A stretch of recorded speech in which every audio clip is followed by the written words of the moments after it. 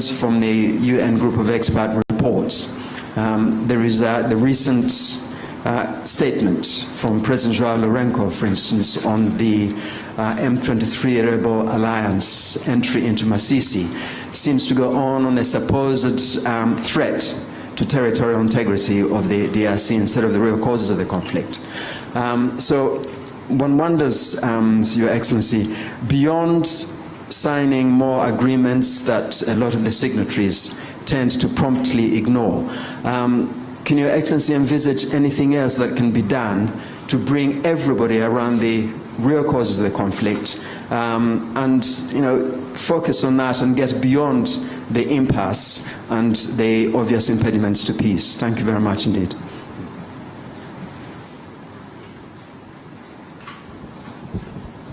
All right.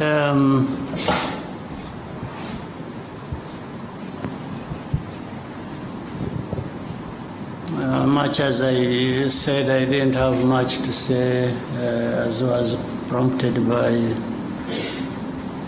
the moderator. Let me first of all welcome you and once again wish you a happy New Year. I hope the New Year will bring blessings to all of us. I think we had time to talk about the last year. And the last year ended well. We're now in the new year. As a country, as a people, this country and our partners and myself, we hope we can continue the good progress we made last year and do even more, including probably realizing peace in our region. We are looking forward to that. So that is the starting point of my answer to your question. This problem of Eastern Congo, which I have in the past even explained as not just Eastern Congo problem, but Congo's problem as a whole, and the problem for our region, the problem for our continent and the rest of the world. But every time it is referred to as Eastern Congo problem, in a way rightly so, because it is centered there. But the cause of it and many factors that perpetuate that problem are from different parts of the world, including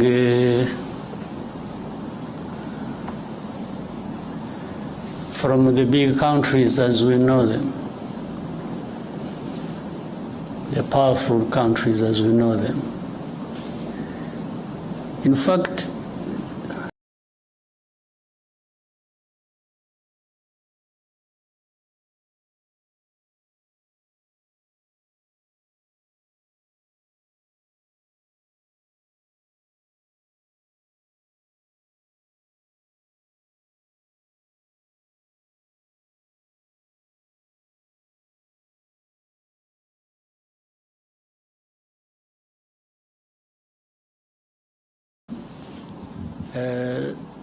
that's why many times I'm surprised.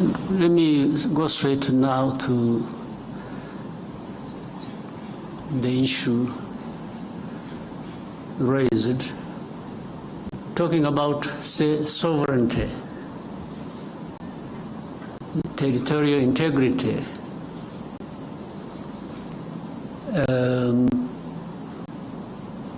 As you said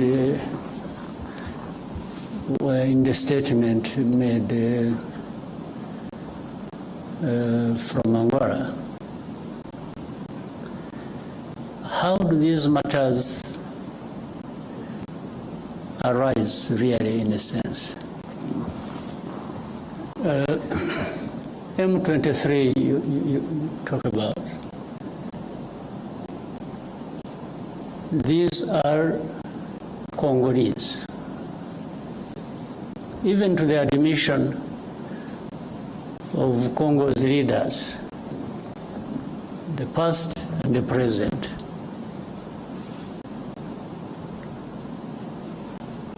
Now, why are they fighting? Why do we have over 100,000 refugees here in Rwanda, originating from that region? Why? Why do we have refugees here? Is it because Rwanda wants refugees and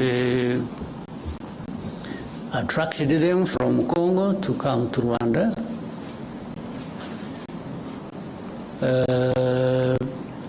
I said the first question, M23, why would they be fighting? They just like fighting? So, in the fighting that is happening in Eastern Congo, and you call that violation of sovereignty, territorial integrity, how does it arise?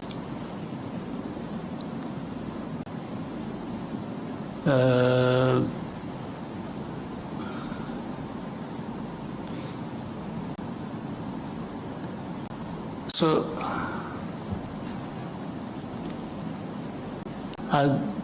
on one hand, these are Congolese. On the other hand, they are foreigners. So how do they combine these two identities? How do they happen to be Congolese on one hand, and then they are foreigners who have invaded Congo and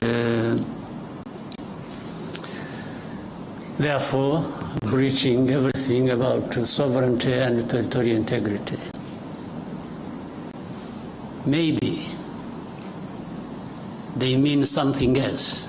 Let me also try to explain that. Those who make such statements,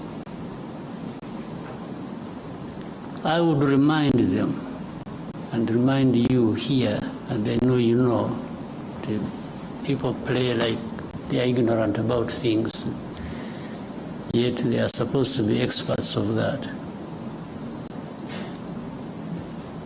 This fighting that is happening in Eastern Congo, that has been going on for these last years,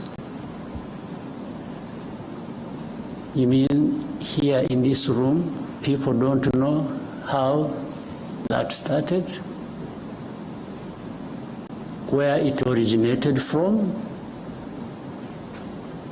These groups fighting in Congo, the fighting that was started 2 more years ago, these people fighting did not come from Rwanda as of the time the war started, or they started the fighting. Maybe I even don't know whether it qualifies as such. These people they are of Rwandese background. I don't know whether it would even be right to say they originated from Rwanda. Most of them, Congo found them where they are or where they were. It's not that there was a movement from Rwanda. Maybe some might have originated from Rwanda by this movement from Rwanda to that part, long ago. Even either before I was born or when I was a kid myself. But what I meant that Congo found these people there has to do with this history I'm talking about, of colonial times and the drawing of colonial borders. But that's why also the Congolese leaders at one point admit that these are Congolese, and then try to find another reason and say, oh, but the fighting is supported by Rwanda. But they can't tell anybody and convince anybody that the actual people who are fighting now, who started this fighting we're talking about, came from Rwanda. They did not come from Rwanda.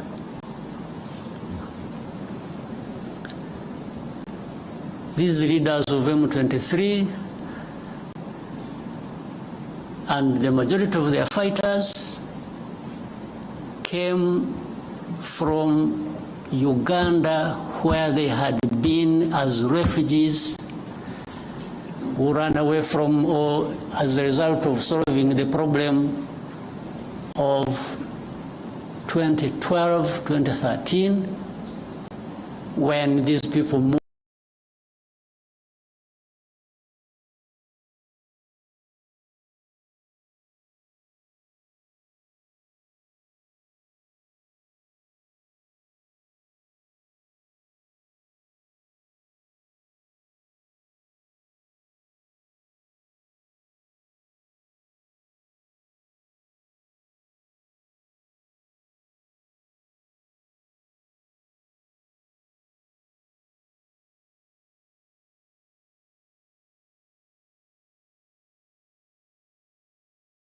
government of DRC used to send even their officials to come and speak to people here, where we had held them in camps, to speak to them purportedly to resolve their problems.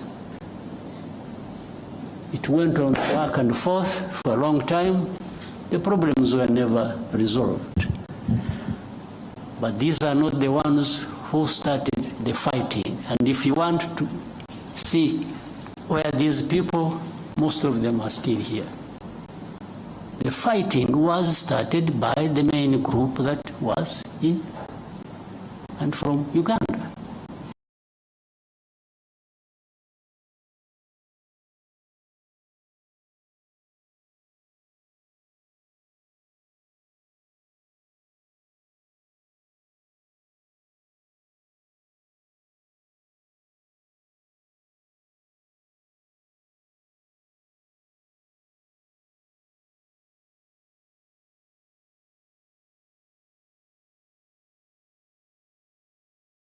To do with Rwanda.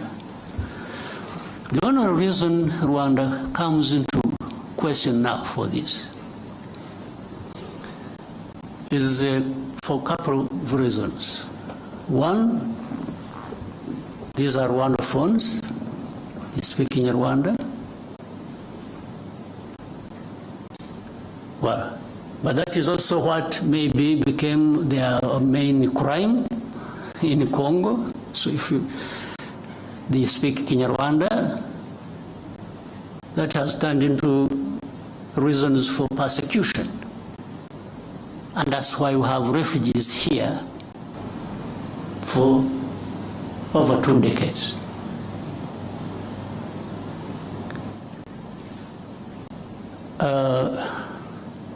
The other reason is the FDLR that has been, these genociders who have been in Congo for the last 30 years,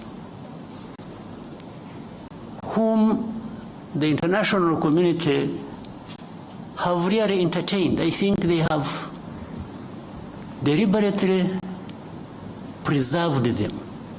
I don't know for what.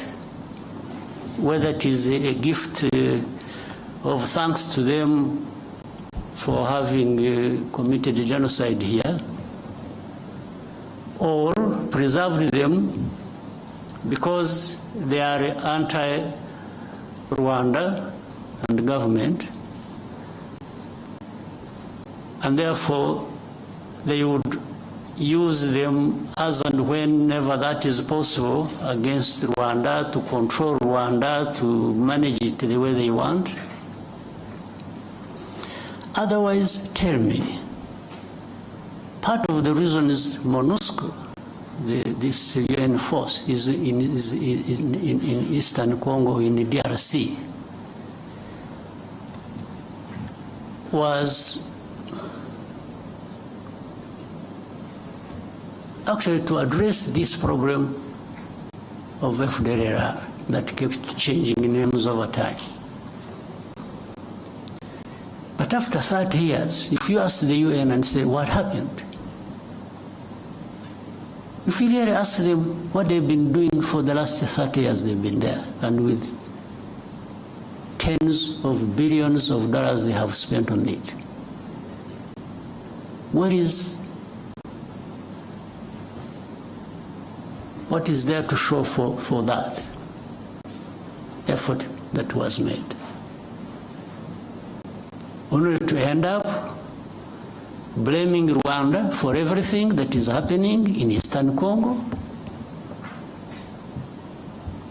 or really in Congo, because even all problems of Congo are blamed on Rwanda by these so-called international community members, and together and in support of the DRC government. If DRC government is not encouraged to take its own responsibility for its people and its country, and everybody joins them to blame others for their problems, how do you expect Congo to actually address these problems that affect all of us? How? So the statement you referred to, therefore, is part of this, I don't know what to call it, honestly, but it just doesn't make sense. It doesn't add up for any solution to the problems at hand that we need to be addressing. I don't see how. Well, I imagine a scenario where if we didn't have Rwanda at all, or if you could relocate Rwanda to another part of the world and remove it from here, would that solve the problems of Congo or of the region? Really? So, and people get lost in the blame game, it is this, it is that, and forget to really address the root causes of the problems we have and find a solution. And then you have geopolitics being played into all this. Then you have the blame of colonial times being managed somehow, because those who were involved in the colonial times and who are blamed for it have the power to manipulate, and always fall short of doing what is right. You find they have groups they create, they say groups of experts. I mean, how do you expert in doing what? Then you find the groups of experts. These experts are led by people who are supposed to come and really cover up the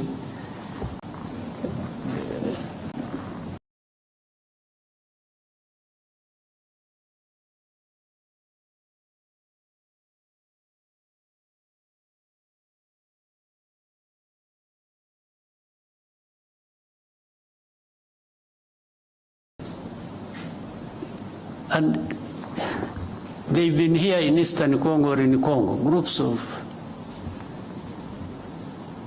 experts. What expertise? Expertise to come and tell lies? You know, these groups, the people making up these experts, you know, in broad daylight, killings, persecution, all kinds of stuff are done by people they see, government leaders in Congo, commanders, people belonging to either the police, the army, in broad daylight lynching people. This one is kept quiet about, and then the next, these experts write a whole, they pile up crimes committed by M23. They talk about things somewhere in the background in the villages, and they don't talk about these things that were done in towns, in broad daylight, before their eyes.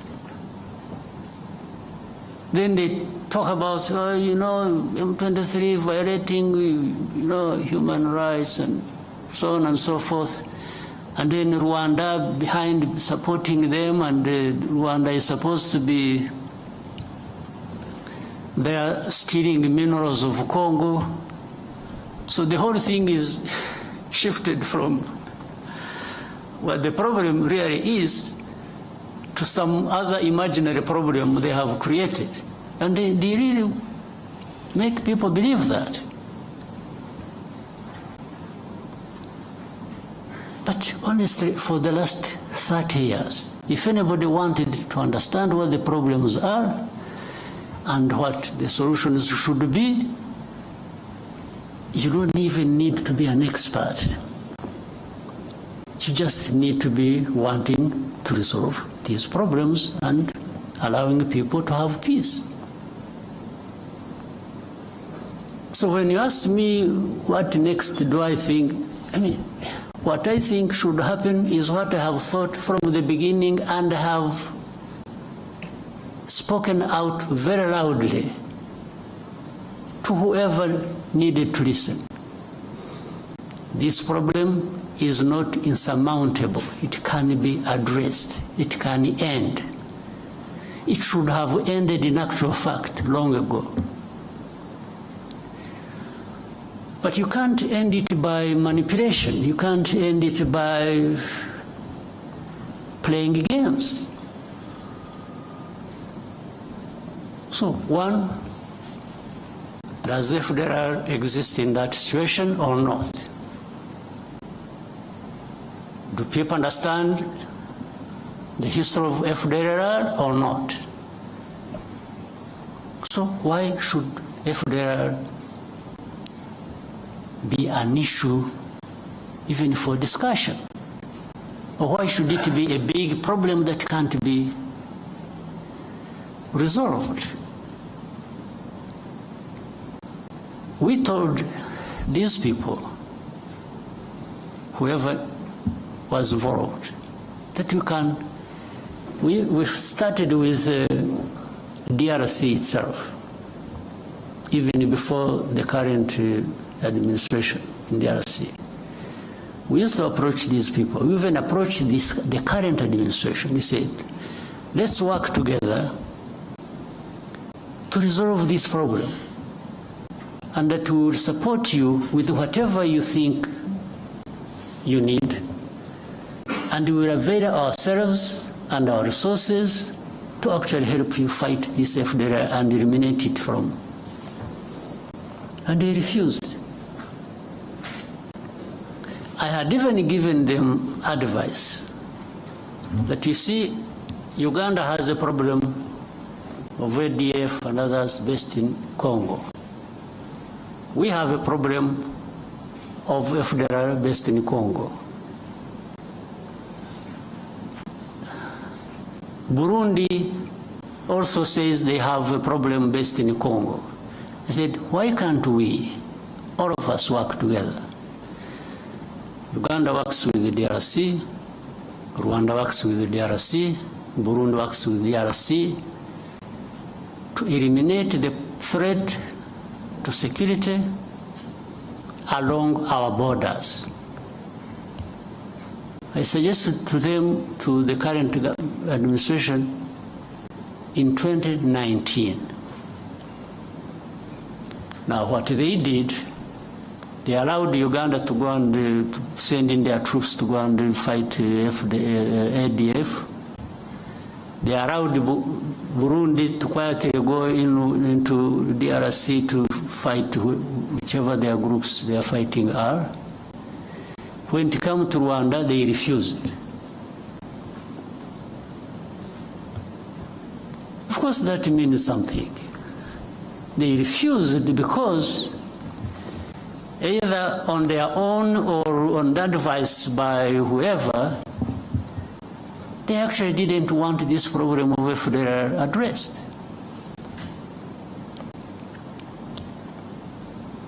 This was way before this M23 problem flared up. And as I mentioned to you, the main bulk, like the others, maybe they have been recruited from different places, but the main bulk of this group, including the leaders of M23, came from Uganda. They did not come from Rwanda. This is a basic fact you should all be knowing. Then ask yourselves, so how did it become Rwanda's problem? So why doesn't DRC address the problems of their own people? Why do they have to put the weight of that on our shoulders? Why don't they take away these 100,000 plus refugees here? Take them back home. Now, to show you the connection with these other countries, for all the time this problem has been there, some of these refugees, these countries, United States, Canada, Scandinavian countries, other countries, they've been coming here and selecting people from these camps that they would go and relocate in their countries. They've been doing it over a long time, but they have not taken many people. Out of 130,000 we have here, they have maybe among these countries, they have maybe relocated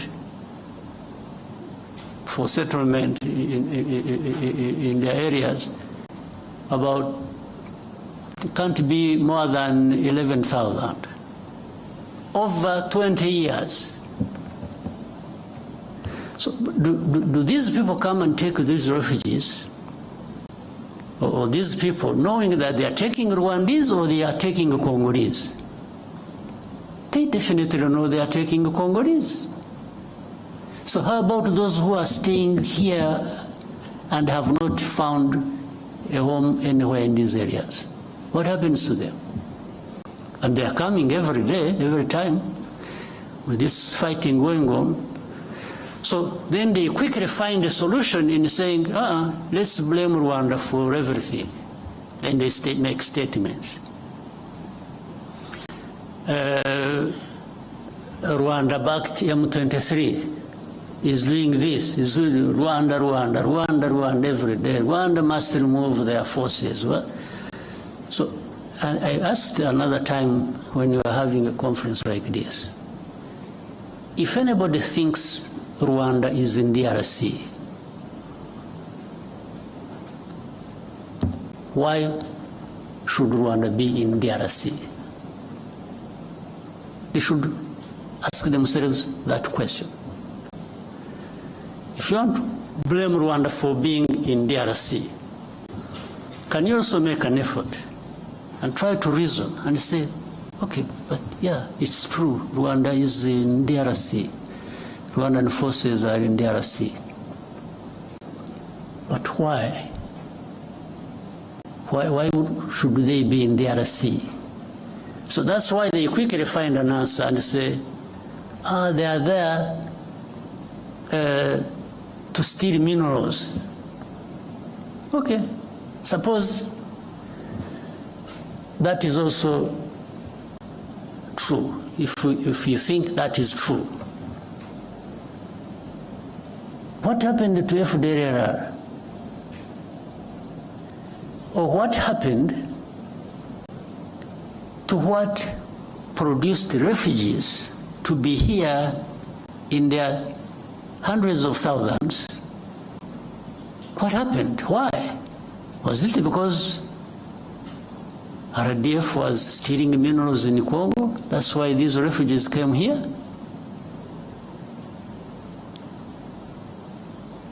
Is it?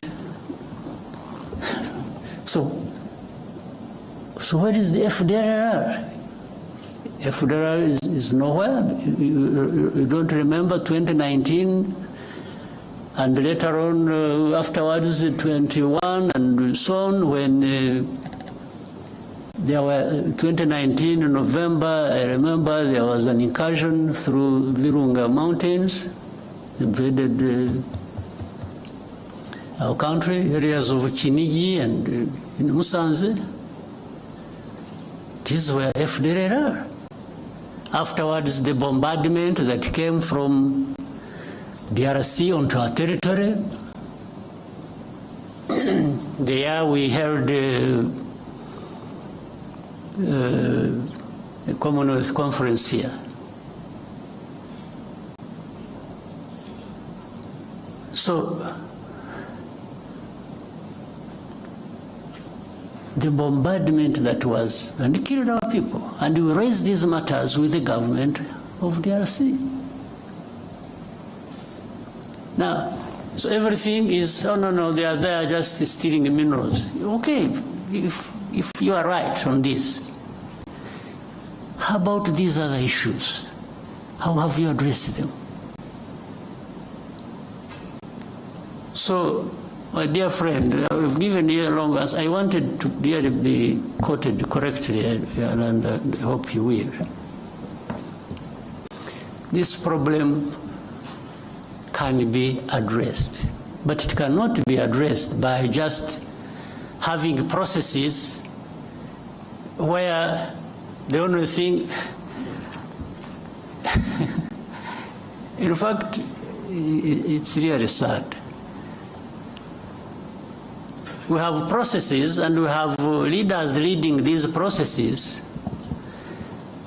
and what becomes more important is the appearance, the camera appearance. It's being seen there to be signing something, and that becomes an end in itself. You leave the problem intact, you don't address it. Oh, but you didn't go to Luanda. Okay, how about the time I went there? What happened? Because there are times I have been in these. In fact, up to a point I got tired of going. We have meetings in Nairobi, I was always present. We have meetings in Rwanda, I was always present. We have, wherever there were meetings to discuss how to end this problem, Rwanda was present. But in the end, even now as we speak, the importance is not ending the problem, the importance is in the process. It's in the appearance to be photographed and you say you were in Rwanda. So if you're not there, but I have discovered that being there and not being there amounts to the same thing. It doesn't address the problem. So we have to find a way of addressing the problems. Not processes becoming an end in themselves.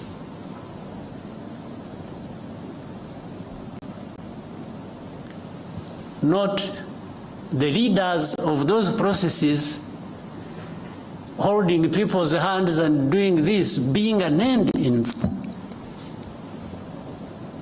itself. We have to have results built on addressing the root causes. And then another time they say, oh, Rwanda, you see, you have influence on M23. By the way, influence just because some of those guys will speak the same language, so that becomes an influence. Okay, but let's assume we have the influence. And I have been asking these people, so, okay, what do you want me to tell these people?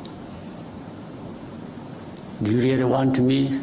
What do you want me? Give me a message to take to these people over whom I have influence. And as I see, they stop fighting. Okay, that one I can do. But what follows that next? Because if I tell them to stop fighting, and they are attacked and killed, who takes the blame? It's not you who sent me to tell them. It's actually me. Meaning I lured the people into. But then in all conscience, do you also want me to go and tell people that you should accept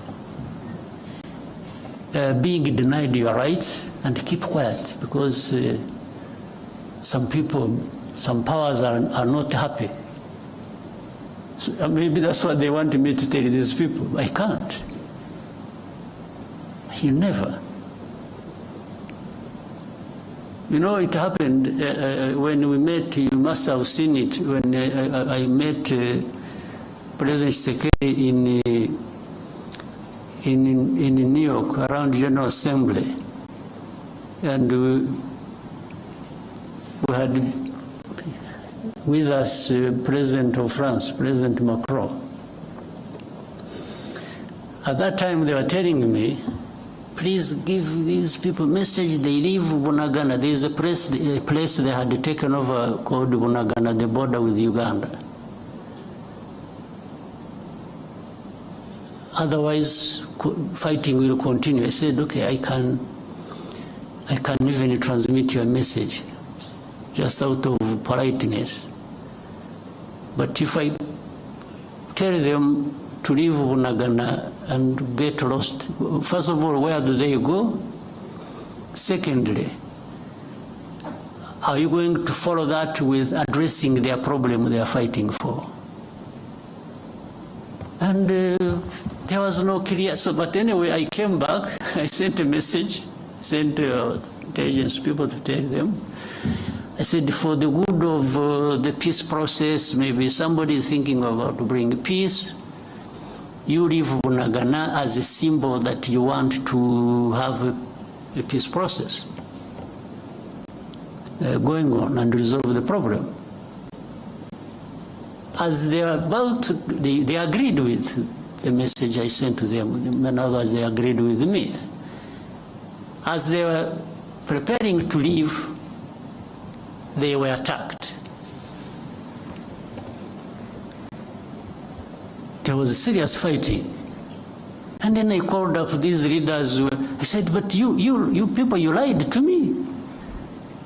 You told me I should transmit a message that these people should leave, and then that will help a process to resolve the problem. Then, little did I know, the intention was actually maybe to attack them when they thought it wasn't going to be the case. So from that time, things have been like that over and over and over and over and over again. These government forces attack.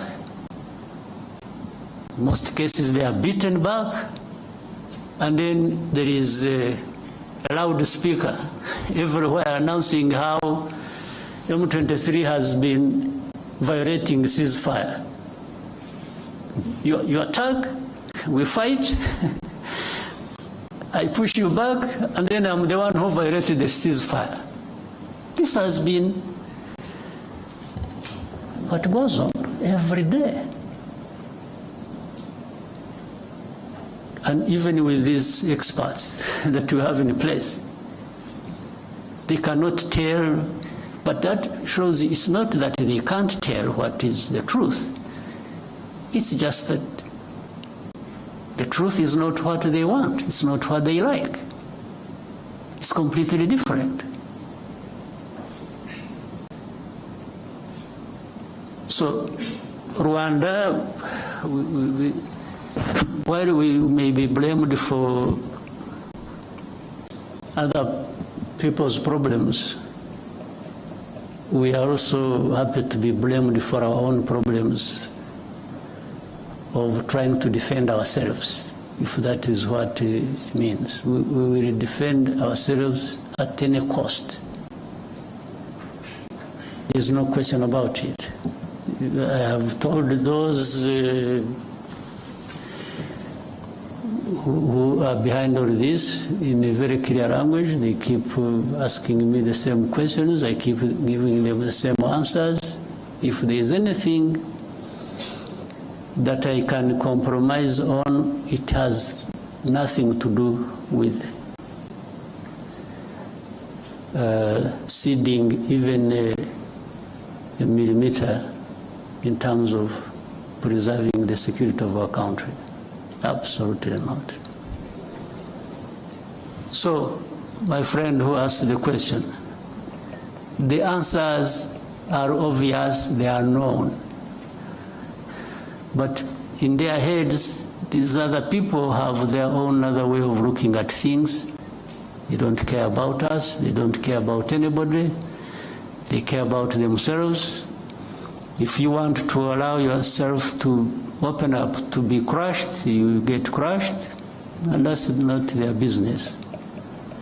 They really facilitate that. So, let me end up the wrong story here, but it is an accumulation of, I have been silent for a long time. So I thought I needed maybe to go back into a little bit of the history of the problem. But the facts are clear. It's only those who don't want the facts that have other ways of looking at things. All right. Maybe that answers all the questions you had in mind, but we can open up for more questions. Your Excellency, before we take more questions from the room, we received a question from a journalist called Charles Onyango Obo. He and more 10,000 more are watching live right now online, and he says, you led the African Union reform process and most of its financing mechanisms. Given the failure of AU diplomacy and security interventions in the Horn of Africa, the fiasco the EAC faced in Eastern DRC, the mixed results of the Luanda process, do you think perhaps AU needs a reform of its political and diplomatic processes? Some have gone as far as calling for the disbanding of the AU's Peace and Security Council and the creation of a new, more effective mechanism. Do you agree? And what reforms, if any, do you think can make change? Well, on what he said, do I agree? I don't. Because it's not the structure or the form or whatever you have in place that is the problem. It is the people.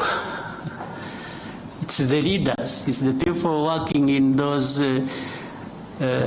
structures and therefore subsequently the countries they come from that are a problem. So how do structures in themselves become a problem? So even if you created another structure, but you have the same people thinking the same way, what are you likely to get out of that? I think Charles must be aware of that. I don't know what really needs to be done. Yes, I was given responsibility by the leaders of our continent to work with others to suggest the reforms that can be made on our continent. I was happy to lead that process. And by the way, I also reached a point, after I had more or less completed the main bulk of what I was supposed to do, I thought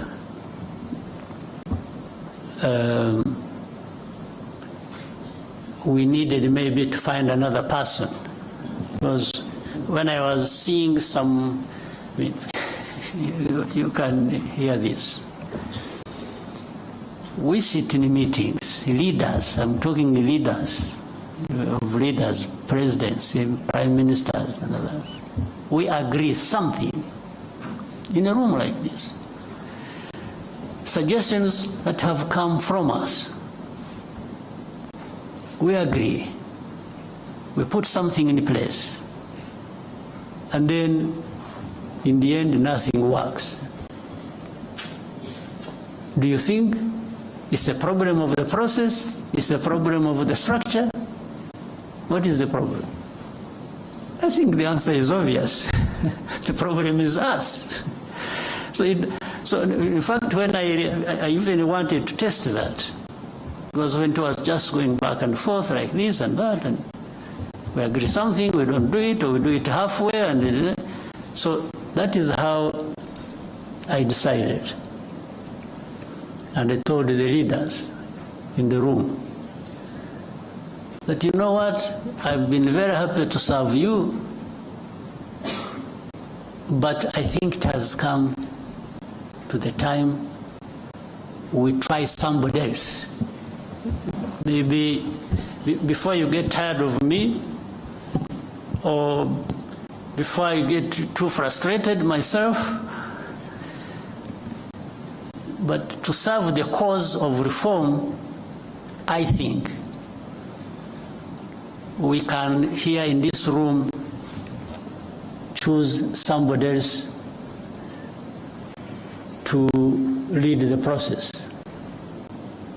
so that we try different people, different angles of dealing with the matter, and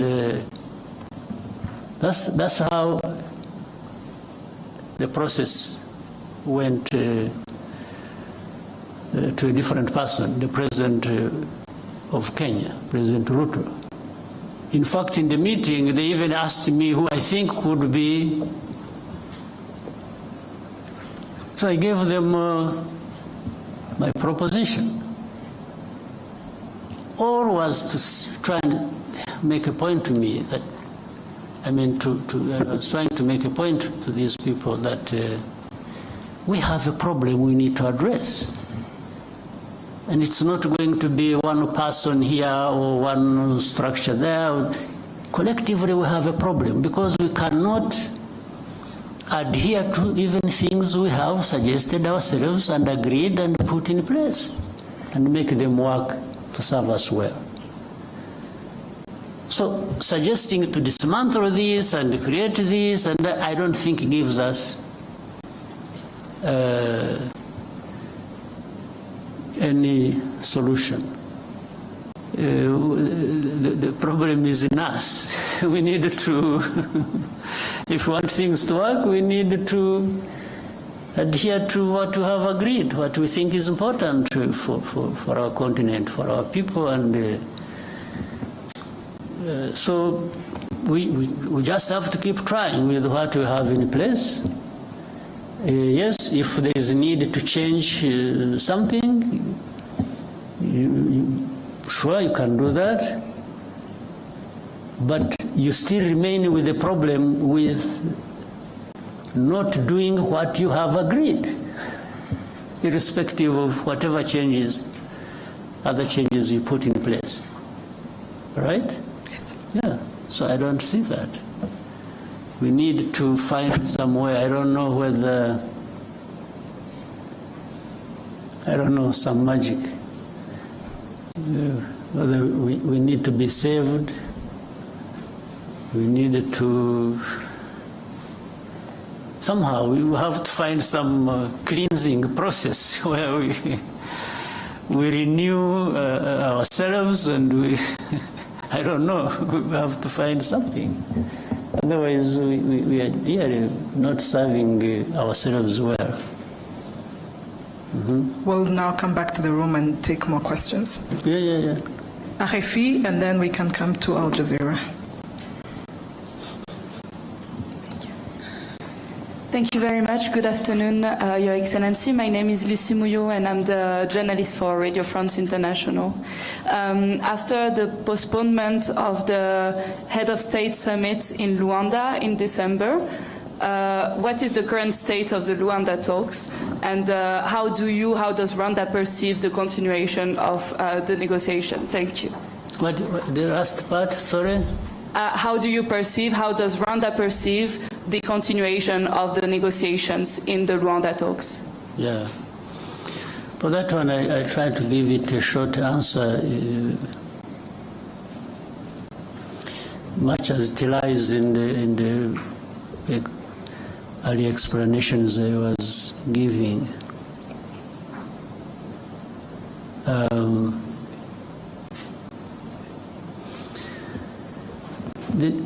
There has to continue an effort to find a solution. If I start backwards, there has to be an effort to continue finding a solution to this problem. But it can't be business as usual. We can't continue the way we have been doing it, putting the importance of the process above the results. I think what we are looking for are the results, not the process. But we need the process to get there. And in the process, therefore, you need to do what is right. So on that note, really the effort has to keep in place, and we have to keep asking ourselves the right questions and finding the right answers. The FDLR question has to be answered. There is no being dodgy about that and circling around the problem endlessly. We have to find a solution. Tied with that, the internal problems of DRC, of persecuting their own people and making it our problem by giving us refugees and by giving us all sorts of names that we are supporting those people fighting for their rights in the DRC, has to find a solution. And the solution lies in internal political process or dialogue that the government can. On one hand, they say they want to talk to this, and then they say, no, we'll never talk to them, they are terrorists, and then, so you even don't get to understand what is really is it that you are dealing with.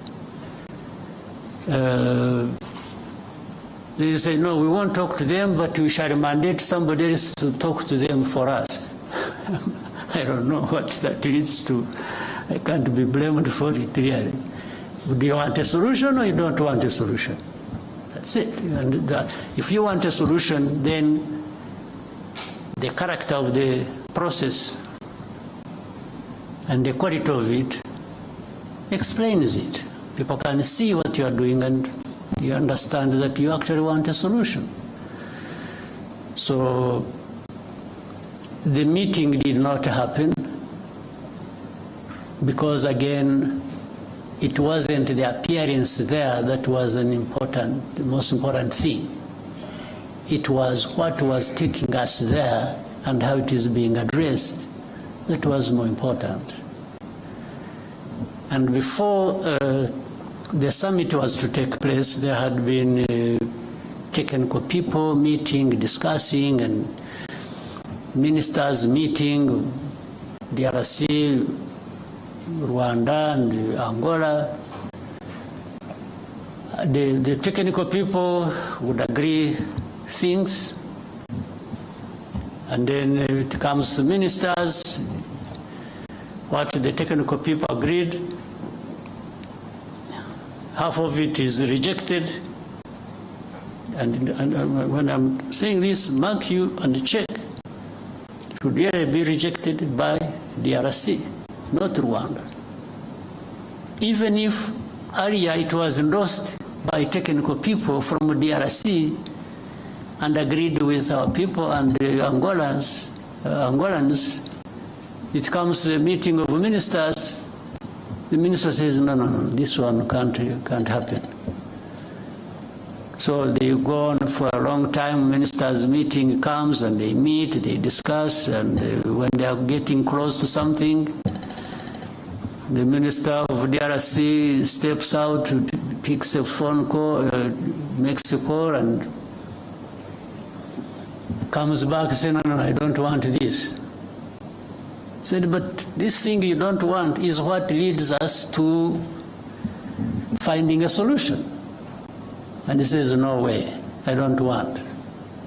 So that's, in the end, they disagreed until maybe 3 o'clock in the morning or something. And but still then there was insistence, no, we must go there and sign, and sign something. Not even to have another discussion, because I don't think there was even need for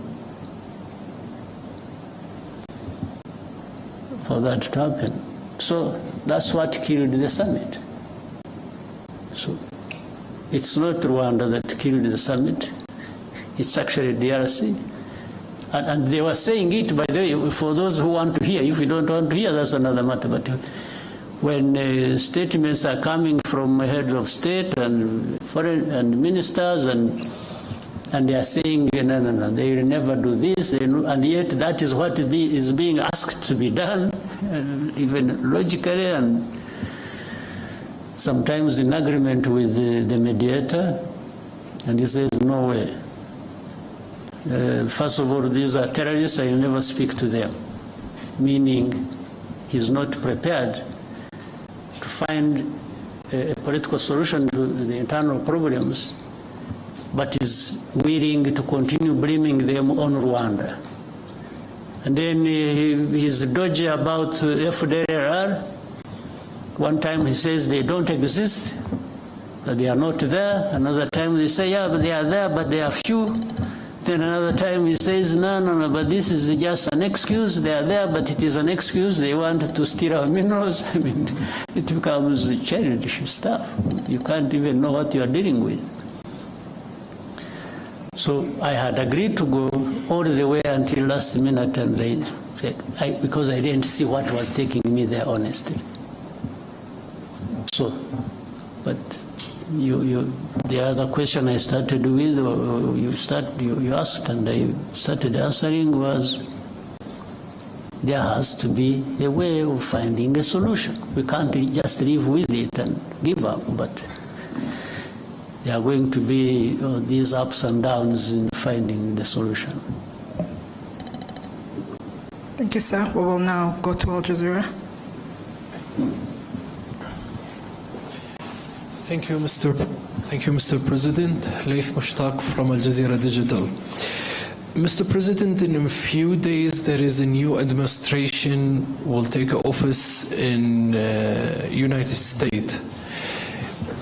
Do you expect a change in how Washington deals with the situation in Eastern Congo? Thank you. Well, first of all, I respect the change that has taken place in the United States, because for it to happen, it must have been for very good reasons. But the Americans endorsed in their vote. So I'm happy with what there is, and I've got to deal with it the way it is. And building on that, I think so many things have changed and will change. First of all, the administration changed through a democratic process. There are many things, even geopolitically, at least to the approach, that are going to change, for sure. And I guess, and I think so, that it will be the same to the approach of how African matters may be dealt with, generally, and also specifically with Eastern Congo, the same might see change happen. That's what I think from a distance and just waiting for what will follow. But I think there is bound to be change, not just one in one place, but many changes in many places at the same time. Because it's not only that things have changed in the United States. I can still see many things changing across the world. In fact, at a terrific speed, that we have to work hard to take care of ourselves, given the whirlwind of change sweeping across the world.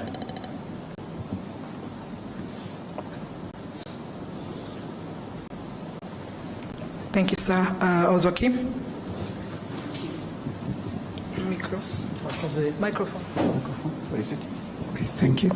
So murakoze nyakubahwa Perezida wa Repubulika, nitwa Mutuyezu Oswald, nkora kuri Radio TV channel.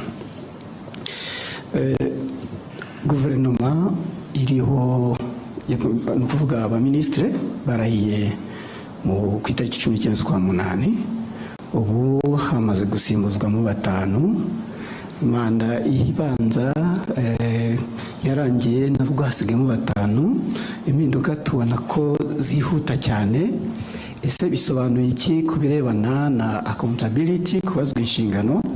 Ese hakorwa iki kugira ngo bitagira imishinga cyangwa se gahunda bihungabanya, bidindiza? Mubonye n'umwanya mwavuga ku kirebana na bino bigo bitsura ubuziranenge bitatu byajyaga bimera nka babahigi benshi bayobya byatungo uburari, ariko ubu byorohejwe. Bavuze yuko icyangombwa kimwe cy'ubuziranenge ikigo kibonye kiba gihagije. Byorohejwe gutumiza ibintu mu mahanga cyangwa kubyohereza, nta kubasaba byinshi kereka ibirebana n'imiti. Tukibaza tuti nta kintu mubona gikwiye gukorwa no mu bikorera bananiza abakiriya babo, cyane cyane za bank usanga zituma umukiriya agenduza n'ibigaruka n'ibyo bamaranye igihe ugasanga barongera barabigutumye. Urwo rwari urugero. Murakoze.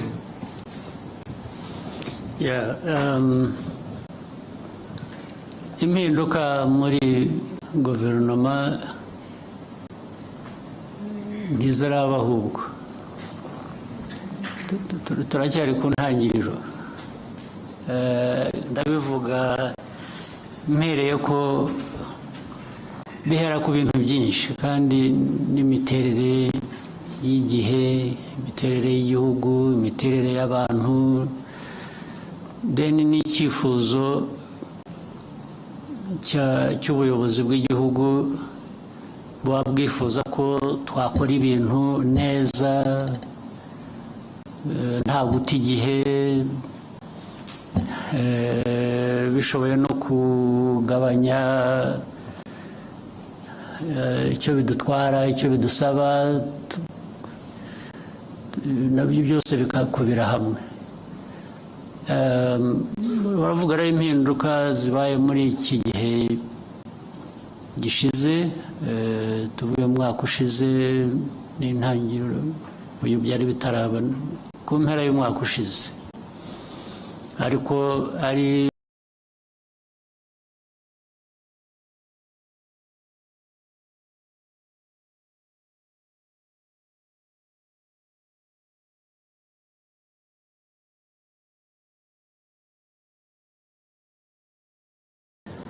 ibyo rero bituruka mu kureba ikiba gikenewe muri icyo gihe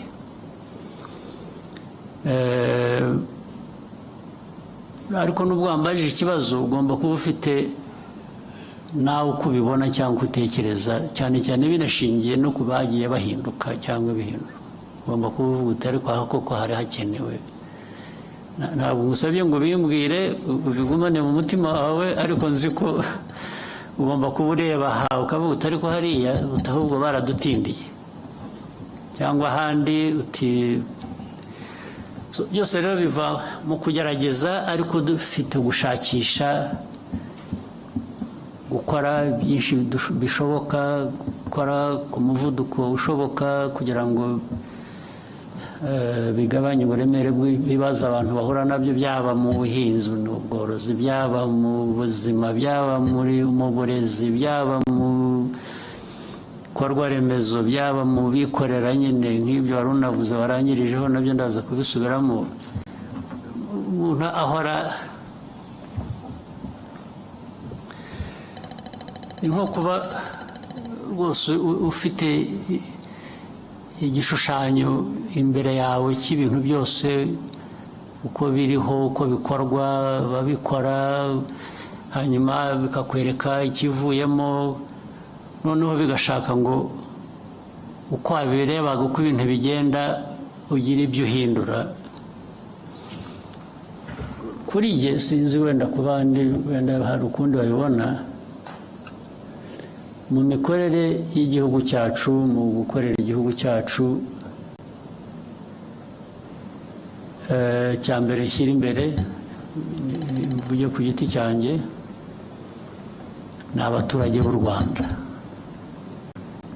barabona ibishoboka byose bikwiye uko dushoboye hari ibyo tutageraho hari ibyo tutabona kubera ko tutanabishoboye tugategereza igihe amikoro azabonekera wenda tukabikora ariko kubihari kubishoboka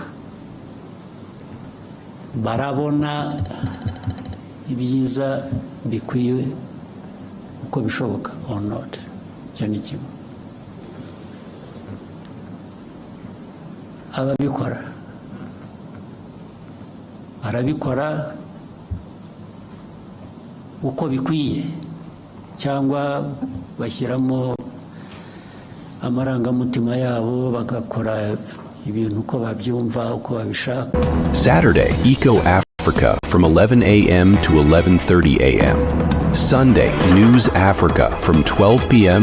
to 12:30 p.m.